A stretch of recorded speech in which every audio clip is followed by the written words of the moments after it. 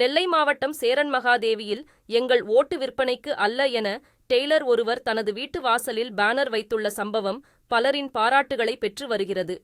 சேரன் மகாதேவி அடுத்த அண்ணாநகர் பகுதியைச் சேர்ந்த சாமுவேல் சேரன் மகாதேவி உதவி ஆட்சியர் அலுவலகம் அருகே டெய்லர் கடை நடத்தி வருகிறார்.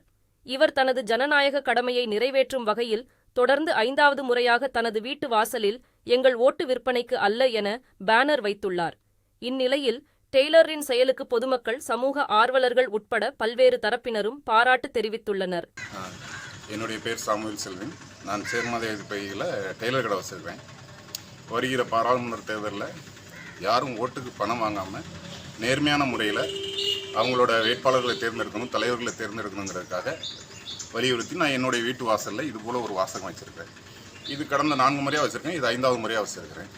யாரும் ஓட்டுக்கு பணம் வாங்காமல் இந்திய ஜனநாயகத்தை சரியான முறையில் கடைபிடிக்கணும்னு நான் வேண்டி விரும்பி கேட்டுக்கொள்கிறேன்.